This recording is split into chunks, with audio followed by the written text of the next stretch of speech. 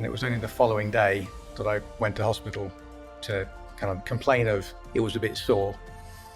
To be taken out of an MRI tube on a spinal board, but it left pain, really, huge amount of pain afterwards. Watching her, a lot of the time struggle to access professional services because she was female, just was offensive, really. There was a spreadsheet that said, here is a plan. Yeah. But no plan survives first contact with the enemy. I found 38 ways of not making this work. Yeah. But the 39th way will work. Yeah. So analyze your successes just as hard as your failures, because you can learn from both. Can I really do this? Welcome to this podcast brought to you by MPA and EFN. I'm Talitha Heaton. And I'm Ronnie Munster. In this series, we help business owners up and down the country navigate the sometimes perilous waters of starting their own business. Each week, we talk to business people, learn of their successes and failures and their experiences, and most importantly, gain their shared insights into what it is to run and grow a company in challenging times. So straight to the first question, your journey into entrepreneurship and starting your own business has been a consequence of personal circumstances. Would you be able to talk a little more about that? Yeah, of course. I mean, my journey with MPA started when another one ended very abruptly. So as you saying, Ronnie, car crash. Yeah, broke my neck, my spine in 3 places. Quite weirdly walked away from it, quite literally. And it was only the following day that I went to hospital to kind of complain of it was a bit sore. To be taken out of an MRI tube on a spinal board and straight into surgery, where I was given a choice of a spinal fuse at multiple levels, which would have meant difficulty walking, certainly not running again. My passion at the time was taekwondo, so that would have been completely out. So that would have been very life-changing. Instead, I opted for an experimental treatment at the time where they used a ceramic glue in needles and basically glued me back together again. It's not used now as a treatment 20 years on. And the reason for that is it kind of works, but it doesn't really work properly. It's better than a spinal fuse, but it left pain, really, huge amount of pain afterwards. So it took 2 or 3 years for my body to get used to that before I could then concentrate enough to be able to work again. That's interesting. And we'll talk about your triathlons a bit later on, but clearly it worked. We've seen you wandering around. Yes. Talitha has worked with you for years as well. So to all intents and purposes, obviously, you went back to normal effectively in terms of being able to work. But clearly something happened after that accident in terms of your thought processes about career and so on. It was, lots of things. I mean, my career all the way through is following my passion, which is technology and technology-based companies. So all of the jobs that I'd had before MPA were all technology related or definitely in a very technologically heavy industry. And it was really kind of, the accident really brings everything to sharp focus. Did I really want to work, 60, 70 hours a week for a reasonable reward, but not the reward that I thought justified that kind of time input? So really it was a case of saying, I want to do something better with my time. I want to earn more money with my time, and I want to have the opportunity to do more good with my time. So really that was the idea behind MPA originally, was how can I do something differently and then create a company that allowed people to be the best versions of themselves. That's always been our resource. So after the accident, you had a shift in perspective on where you place value. It went more to time and building other people up through MPA. Where did your interest in technology come from? That came from my mum. So my mum ran an engineering company, which for somebody in the early 80s, a woman running an engineering company was almost unheard of. She had to change how she spelt and pronounced her name from Jean to Jeannie because people would expect a French bloke to be the MD. Yeah. So, and watching her, a lot of the time struggle to access professional services because she was female just was offensive, really. And, watching that as a young boy, as a teenager, early in my development, just brought out that kind of fight in me to say, that's not okay. So what do we do to make sure that doesn't happen? What do we do to make sure that everybody who needs professional services of a high enough quality to help them can actually access them? So that was the ethos behind MPA, but it also allowed us to do the great things with our people, to develop our people along the way, and to make sure that if somebody can do 25 hours a week at high quality work, then we employ them for 25 hours a week, which is why we have so many part-time people in our business, or people who are working variable hours. They do school hours and then 2 hours in the evening or whatever. We've always had that philosophy and mentality in our business. It's much more prevalent now after COVID because people have kind of, caught up and adjusted their business models. That's always been our way of working. Yeah, that's a great philosophy.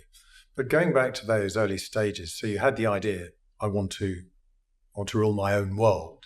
It's quite scary starting your own business. I mean, what were those initial steps? Did you sit down with spreadsheets and bits of paper and think, this is how it's going to work? Or did you just roll the dice and say, I'm going to start, and just plowed on without thinking it through in too much detail? It was probably both. Right. Did I spend some time planning? Yes. Originally, I was an accountant. You introduced me as an accountant earlier, and I tried not to get up and take offense to that. I don't really class myself as an accountant anymore. I'm trained as an accountant, but I'm a business advisor. I know I help people do business. Yeah, I never introduced myself as an accountant. No. But yeah, that background, yes, there was a spreadsheet that said, here is a plan. Yeah. No plan survives first contact with the enemy. No. So yes, you have a plan, but within 3 weeks of starting, I was way off my plan. Yeah.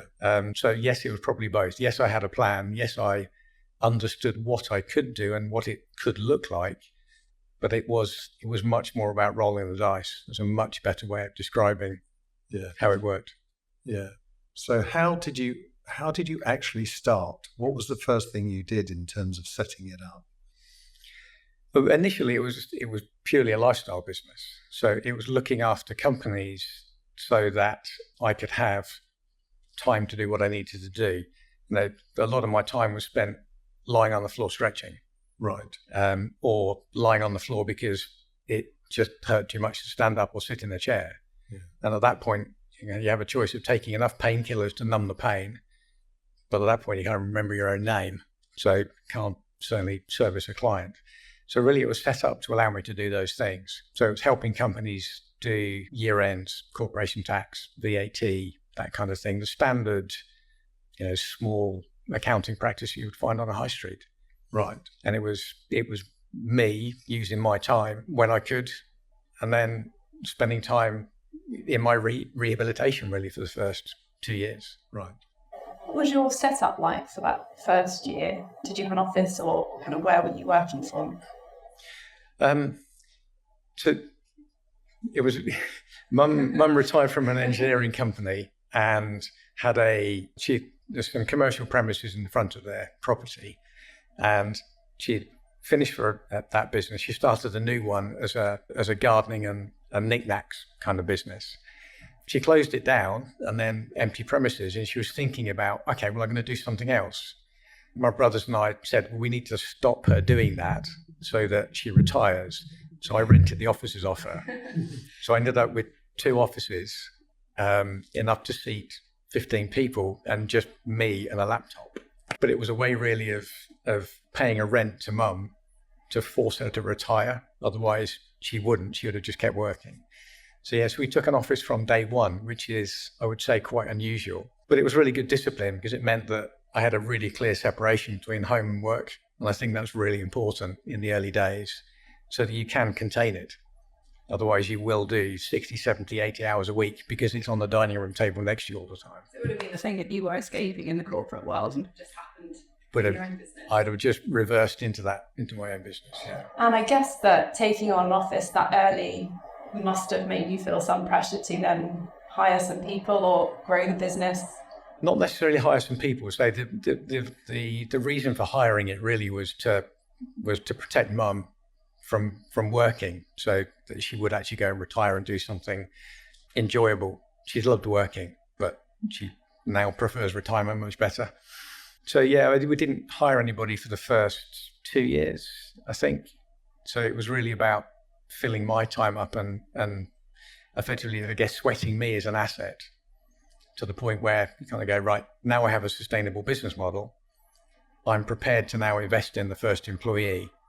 And the first employee is the most difficult by far. It took me 9 months, having made the decision to actually then hire someone. Because every time I got close to interviewing somebody, I was thinking about, oh God, but it's the salary I've got to pay, and then backed away from it again.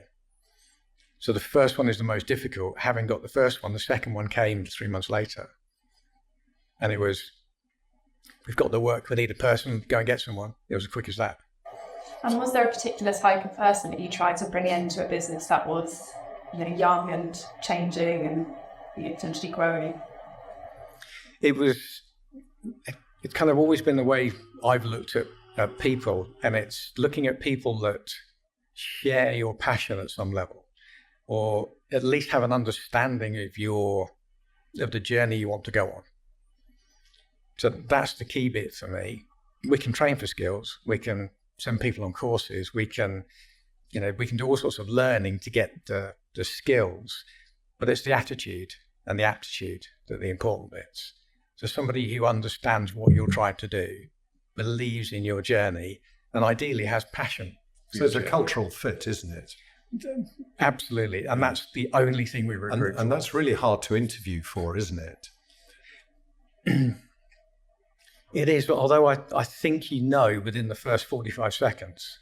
They do say, don't they, when somebody walks in the door for an interview, you do know. But you can't always be right. You can't always be right, but that's what you have a 6 month probationary period for. But it's a testing time. You've set up your own business, you've found your initial clients, and you're looking for that first person. Did you do that through social media, or did you do that through an agency, or just people you know?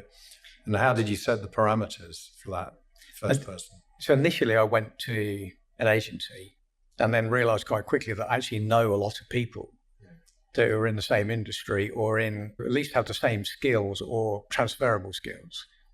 So really it was then saying, finding somebody who, again, had the interest and the passion and the want to do what I was doing.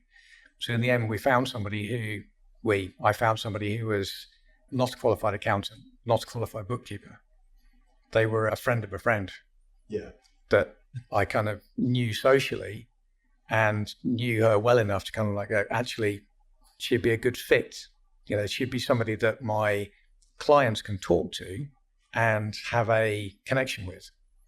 And that was a really important thing. Clients are serviced in the way they want to be serviced. Communication was really important. So I knew that she was capable of that. She had no bookkeeping skills, no VAT skills, no accounting skills whatsoever. But we trained her for that. Yeah. Can I go back to just getting that first client? Because you're lying on your sitting room floor.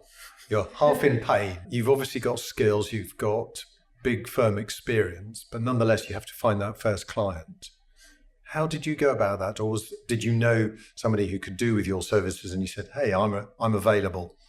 Because when I've spoken to people who are starting up their businesses, often the issue is getting that first client.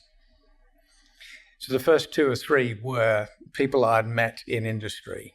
Yeah. They were engineers either in the company I was in or one of our suppliers. They wanted to leave and set up their own business. So there was three different collections of people, and they basically all came on board within a week. What a great start that was. So it was a great start. So yeah, with 3 clients in the first week.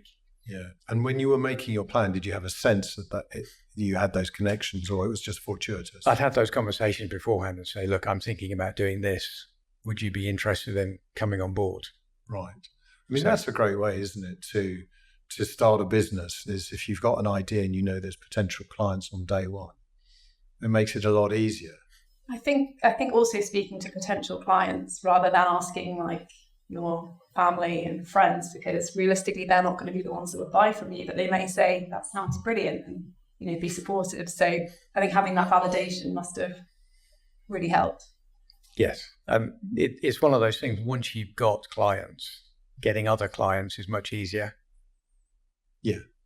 But yeah, as you say, getting the first client, the first person to say yes and sign a piece of paper is quite tricky, mainly because I'm not sure I believed it myself.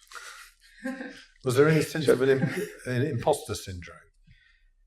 100%. I still have it now. Right. But I say to lots of people that I've met, coached, been in teams with, say, I just have this imposter syndrome. I say, well, the only people that don't get it are the ones that should.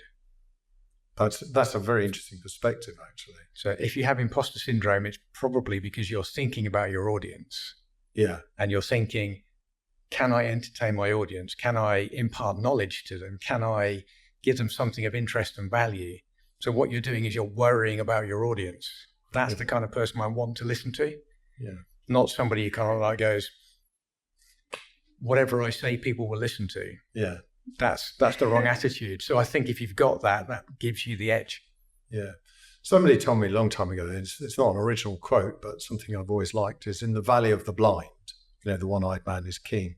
And often if you know just a little bit more than the people you're talking to, whether it's about R&D or tax or triathlons, whatever it is, it helps alleviate some of that imposterishness. Yes. When you're standing in front of 600 finance directors, yes, that's going to be tricky. That's slightly different. That's the big ask. Yes. But you have to find something. Again, if you're worrying about your audience and whether they're going to be interested, whether you can engage and connect with them, if that's what you're worrying about, that's the right attitude. Yeah. Because you are then going to find something that's useful and interesting to talk about. Yeah. It's likely as well you'll be helping, maybe not everyone, but helping some of the audience. And I think that's quite comforting to think of. Yeah. You're helping people with your knowledge, and it would be weird if everyone just stood there and agreed with you, because that's, how boring would things be if everyone had the same opinions. But I think taking that perspective of helping people is a good one. Yeah. And clearly you've set out to help people. Obviously you've set out for lifestyle reasons and financial reasons, but do you think that makes your company a more successful company, having that as part of your ethos, that one of your aims is to support people, both staff and clients? It has to. So the biggest asset that any business has really is its people. It doesn't matter what it's doing. I always boil businesses down to three components: people, systems, and processes. And you've got machinery of some description, you've got a process to make it run, and then you've got a human being in there somewhere. The human being is what always makes the difference. The machine's just going to do as it's told, the process you follow, but the human being is what brings that something special to it. Whether you're giving advice to somebody, helping them change their business, or whether you're minding a machine, doesn't really matter what you're doing. It's always the human being that makes the difference. If you've got that individual engaged, if you've got we talk about head count and heart count. If you have the heart count, so they're interested and they want to do a good job, that always comes through. That's got to be the best solution. So we hire for that. That's the ethos in our business. And that's why I think our clients, we get good responses from our clients, because they like talking to our people, because our people will like talking to them. So running a business as you do, how do you ensure that culture remains there? Do you have active training sessions, or is it just the approach of your senior team that ensures that it's always there? It's interesting you say from the senior team. It's got to be from every individual. Yeah, the senior team lead, though, don't they? The senior team set a culture, but everybody in the organisation has to understand and be engaged with that culture and be part of that culture. Yeah. So, it's a wonderful thing where you have everybody in the organization worrying about the same thing. Yes. And doing a good quality job the same way, because then you get teams supporting each other rather than competing with each other. And that's exactly what our culture is about. How do we get the best result for our client, and how do we get the right team around that client to get the best result? Yeah. But it's not something that senior management forces on people, because you can't do that with a culture anyway. No.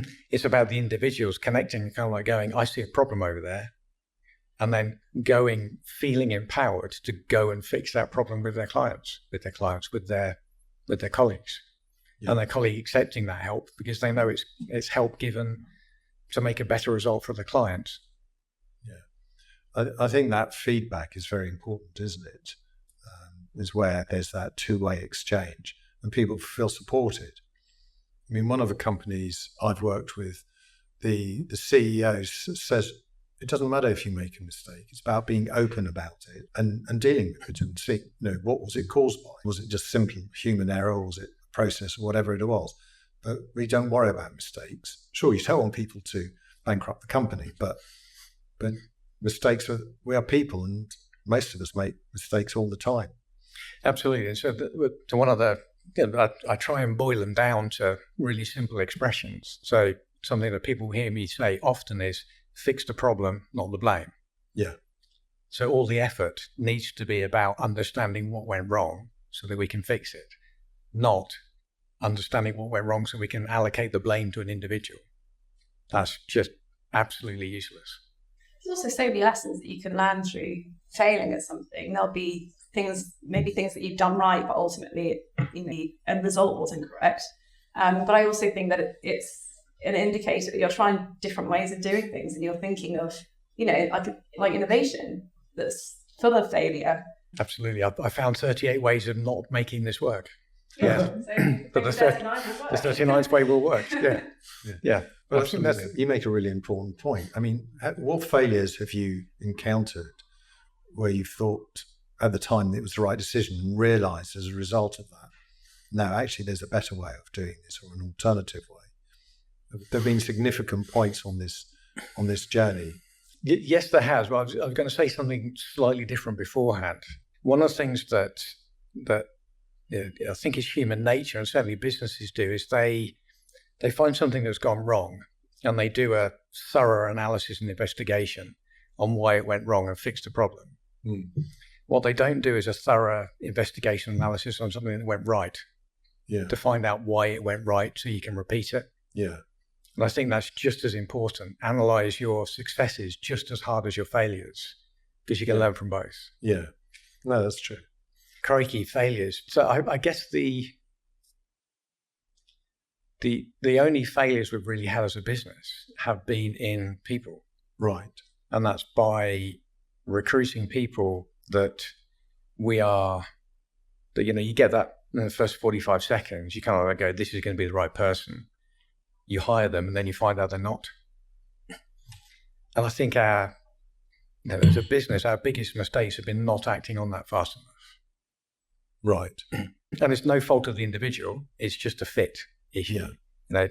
They are a perfectly good individual. They're a perfectly decent human being. They've got good skills. They just don't happen to fit in the shape and size of hole that we've got for them in the organization. So I think it's something that we've recently working much harder on, is being tough on the problem but kind to the person. Yes. So the problem is it's the wrong shape hole. So can we retrain? Can we move them into a different role? Can we adapt the business so that we are moving in the right direction, that they are then more aligned with us? Provided that's the right thing to do. Can we do those things? Yes, we can. Then we do it. If we can't, then we say to the individual, it's not working. It's not working. How's the best way of fixing this? Not, you're fired, off you go. Yes. I feel like that's a fair approach, letting someone go if it's, like you say, it's not a fit and there's no other solutions. Because for that individual who may be trying to advance in their career, or may be interested in different routes, staying in a position that isn't a fit is limiting them. And I think it's also something that creates stress. both ways. It creates stress in the organisation Yes. because it doesn't fit. It must create stress in the individual because they're realising that they're pulling in a different direction. And when one individual is trying to drag 75 people in a different direction, that must be really hard work. So it's either exhausting or stressful or both. And that's not good for the human being. So yeah, it's the kindest thing to do for both parties is to say, this isn't working. What's the kindest, easiest, softest landing we can give you to allow you to then find a role that is right for you? Yeah. The first time I ever had to let somebody go, my CEO said to me, you'll find that that person is relieved because they were clearly not the right person for the job. They weren't a bad person at all. But as you say, they were a square peg in a round hole. So presumably this is going to sound slightly strange, but presumably you spend quite a lot of time designing your holes and making sure that the people you get fit them. Yeah. Not sure if the analogy works, but... Yeah, well, but I know what you mean, so it's okay. So we use, and it's a well tried and tested one, the bus analogy. So you're going on a journey on your bus and you have various seats. Yeah. What you should be doing is you should be getting the right individuals on your bus for where you expect it to be in about 2 years' time. Yeah. So that there is development opportunity and potential for the individual on the journey that the bus is going on. The key thing is, are they in the right seat? Do they continue to be in the right seat? Because the seats will have to change as the business changes over the years.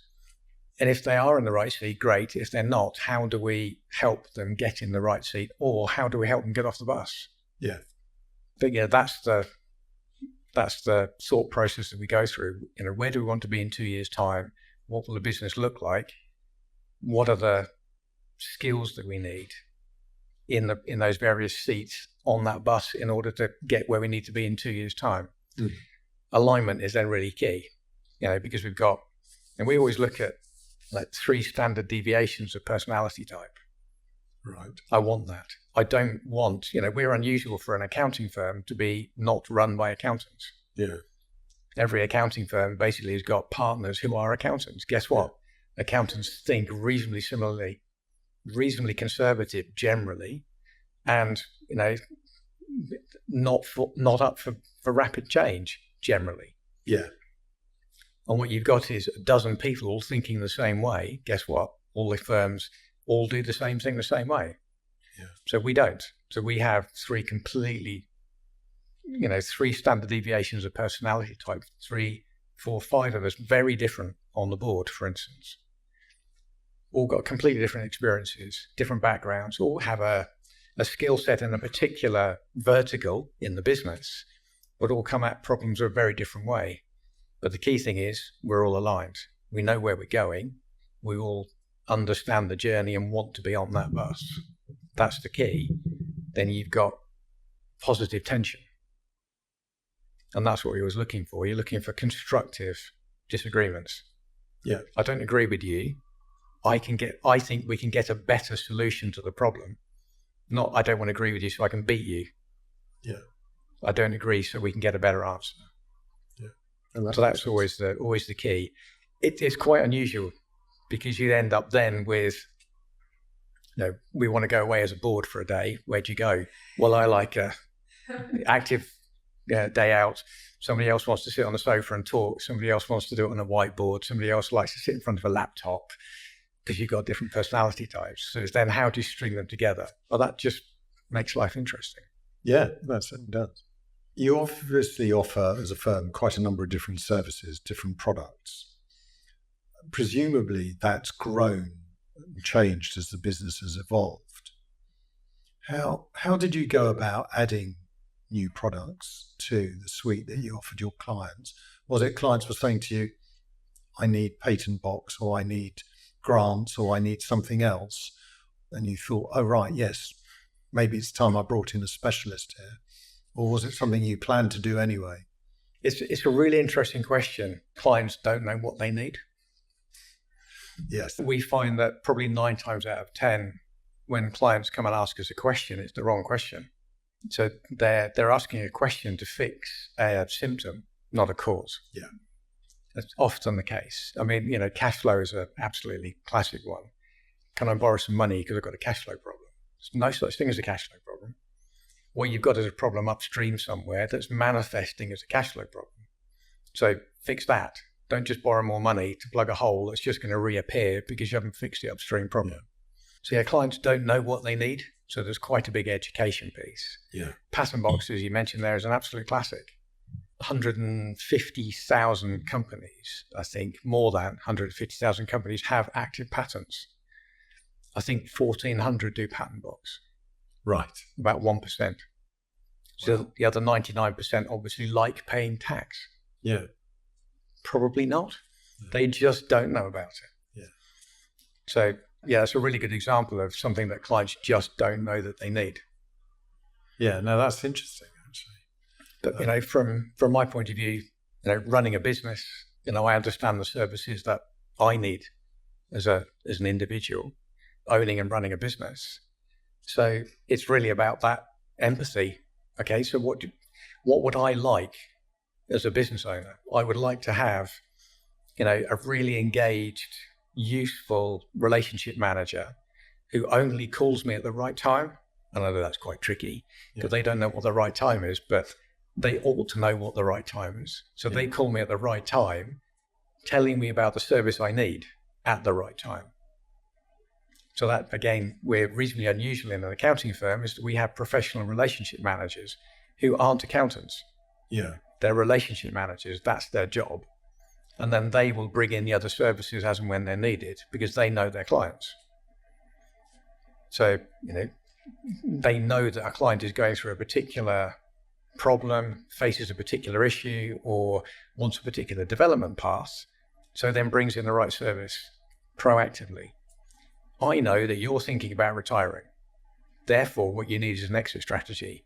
So let's have a look at your business. Let's understand how you're going to get best value for it. Let's do a pre-due diligence for you. Let's repackage the division that's not working properly. Let's get the senior management team in the right place so when you sell, you can actually retire because the senior management team can run the business.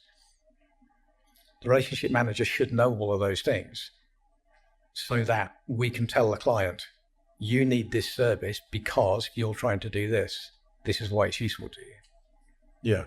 So, it should be from empathy. It should be from a professional relationship manager, knowing and understanding their client, knowing their pain points, and fixing the pain before it arrives. Yeah. In terms of the business, you've been running it many years now, and you've mentioned retirement as an example there. Yes. What are your plans in terms of, do you see the business doubling in size over 5 years, 10 years? Do you want to be part of that journey? Not giving away trade secrets, but how do you develop something that's clearly successful? I guess the one thing that is probably different is action. So many people want to do something. So many people have got an ambition or a personal want in their life, but they don't do anything about it. Yeah. They don't take any action. I think that's the difference for us. We do take action. Yeah. Certainly I take action.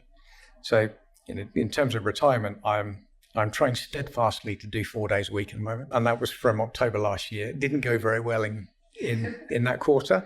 It's going much better now. Good. So I am getting my 4 days a week. And that's really because in September, we sold the business to the employees. Right. So we're now employee owned. So everyone in our business owns a share effectively of our business. What a great thing to be able to do. It's been, I've been talking about it for 4 or 5 years. It was still a massive surprise to people when I told them. Yeah. And it's kind of, do you not know me well enough by now? But I say things because we're going to do them, not because I think it's a good idea and it's what you want to hear. Yeah. So yes, I think it's, taking action is a real strength, and say what you're going to do and then do what you said. I think that's a really important connection.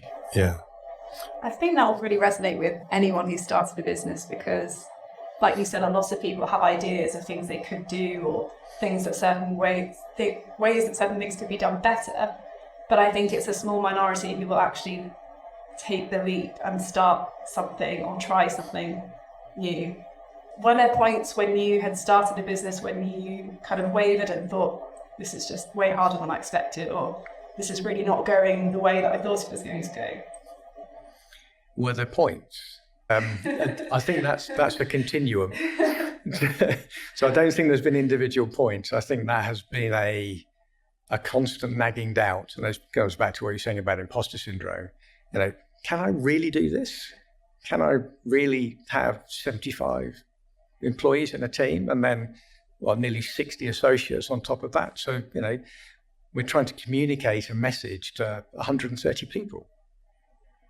Really? Why would they listen to me? So yeah, the constant imposter syndrome and doubts about whether we should have done it. Yeah, all the time. All the time. But that's, it focuses you. You have to draw strength and energy from that by saying, okay, so how do I mitigate the risk? How do I make sure that the risks that I'm worrying about won't actually manifest? Typically it's work a bit harder. Typically it's get a better team around you. Typically it's, reinforce your culture so that everybody knows why they're here and the implications of being here. But yeah, in terms of, personal risk, I've put my entire wealth behind this business twice in its 18-year journey. So literally I put, mortgaged absolutely every penny I possibly can, put every single penny of my savings in, sold everything I have in order to make the business run, and drew nothing from it for 18 months, again, in order to make sure the business did what it needed to do. That's really scary. You must have had an inner confidence that you're doing the right thing, because that's a huge risk, isn't it? Yes. But, it's an accounting firm at its heart, and accounting firms have enduring revenue. Provided you are dealing with your clients the right way and you're keeping your clients happy, you have enduring revenue. So, okay, this year, I can't draw any money out of the business because I've employed an extra 4 people and I've done, an acquisition or whatever it happens to be. So I personally can't draw anything out of the business, but next year I can. And next year I can draw more than the 2 years combined, because I know the business will then be capable of it, because it will have, overcome the cash deficit, made the cash back up again, and now I'm in a position where I can draw without making it risky by taking too much cash out. So and I've done that twice. There is an element of forward planning and calculating, and I guess coming from a numbers background, that's quite comfortable. Is there an element as well of trusting your gut with these decisions, or instinct? It's not so much trusting the gut, it's trusting the people you've got around you. I think that's a big part of it. If you've got that alignment, if you've got the right people on the bus who believe in the journey and the destination and have the right skills and can keep your culture running, why would that not give you confidence? So that's where it comes from for me, really. It's having the right people around me that gives me the confidence to invest. Did you have someone you could discuss this with, whether it's a family member or a colleague? Because one of the things I see a lot of is it's lonely at the top.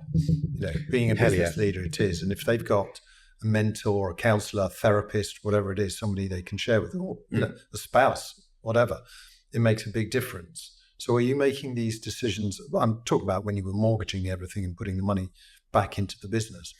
Those are very tough calls. And even though, as Talitha said, obviously, you can do some calculations and you worked it out, nonetheless, there must have been moments when you thought, I'm not sure. Did you have that kind of advisor or counselor, someone who you could share your thoughts with? Whatever they said, at least it was slightly sharing the burden. No, I guess is the easy answer. I've got a really good group of friends around me, lifelong, really strong friendships, but none of them are self-employed. Right. None of them run their own business. Some do now. but at the time they weren't. And the safe option is a salary. Yeah. Let somebody else take the risk. You take a salary and pension contribution every month. It's really safe. So that was the background of all the conversations I was having. Why are you doing this? You're on a really good salary. Just keep drawing your salary. Yeah. So no, I didn't have that level of confidant, effectively.